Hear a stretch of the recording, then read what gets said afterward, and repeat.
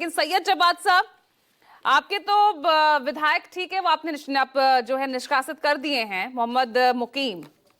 वो तो सवाल तो जायज खड़ा कर रहे हैं क्या? आपकी लीडरशिप पर ही सवाल खड़ा कर रहे हैं कि आप लोगों को भी युवाओं को ही तरजीह अब देनी चाहिए। जी बहुत बहुत धन्यवाद पूजा। आपको और आपके सभी दर्शकों को मेरा जय हिंद जय संविधान। कल देखिए रामलीला मैदान में बड़ी ऐतिहासिक रैली हुई और उसका नारा जो था वो ये था कि वोट चोर गद्दी छोड़। अब भारतीय जनता पार्टी ने एक मास्टर स्ट्रोक लगाने की कोशिश करी और उस मास्टर स्ट्रोक के अंदर मुझे एक बड़ा फेमस एड आता था, एक बाम आता था, झंडू बाम, और वो होता था एक बाम तीन काम। अब वो लगाने की कोशिश भारतीय जनता पार्टी ने करी है। इंटरनल डेमोक्रेसी क्या होती भारतीय जनता पार्टी ने वो भी दिखा दी। मैं खुद एक टीवी चैनल पे था, जैसी इन साहब का ऐलान होता है, नितिन नवीन साहब का, मैंने कहा आपको पता है ये कौन शख्स है? बोले रुक जाओ अभी गूगल करके बताते हैं कौन है। मैं भी इतना आश्चर्य हूं कि हाँ बिहार के अंदर मंत्री तो हैं लेकिन अध्यक्ष कैसे बने खुद नहीं पता। मैं बड़ा हास्यास्पद हुआ, ये क्या बात हुई भाई?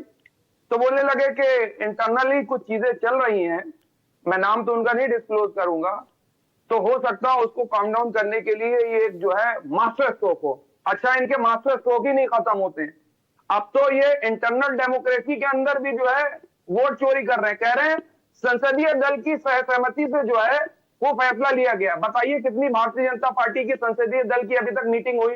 लास्ट मीटिंग कब हुई थी?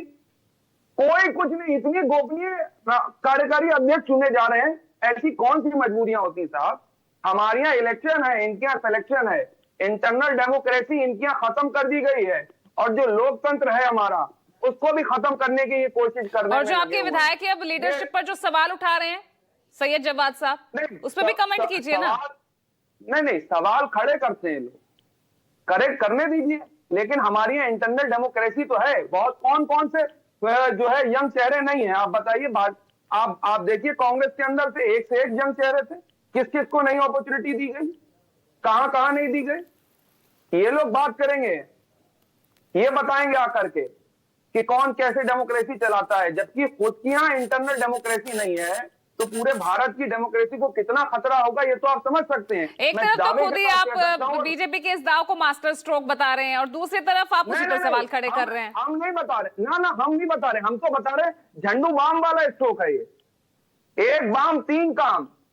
खुद इंटरनल डेमोक्रेसी भी खत्म करी जा रही। मैं उसको बता रहा हूं जिन्होंने मेरे से बात करी वो खुद भारतीय जनता पार्टी के एक कार्यकर्ता हैं और मैं दावे से कह सकता हूं रोहन गुप्ता। अरे जो आपके कार्यकर्ता कह रहे हैं उस पर तो कमेंट कर दीजिए भाई। जो आपके कार्यकर्ता ही जो सवाल खड़े कर रहे हैं, किस किस को निष्कासित करेंगे ऐसे?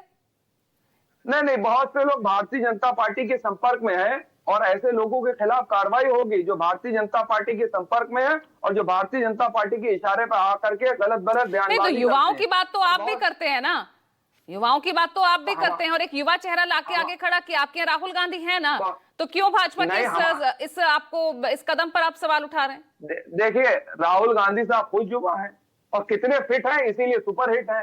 भारतीय जनता पार्टी को सपने में अब राहुल गांधी साहब नजर आते हैं। कल उन्होंने जो ऐतिहासिक रैली करी है वोट चोरी के खिलाफ, भारतीय जनता पार्टी के राष्ट्र पेट में दर्द है। लगातार आप देखिए सोशल मीडिया पे क्या चलाने की कोशिश करी जा रही है। अब तो ये देशव्यापी मुद्दा बनने जा रहा वोट चोरी का और बन चुका है। रोहन गुप्ता, कोई भारतीय जनता पार्टी के लोग रोहन गुप्ता रिस्पॉन्ड कीजिए। अब झंडू बाम वाले जो है कार्यकारी अध्यक्ष बनाए गए, वैसी झंडू बाम वाली पार्टी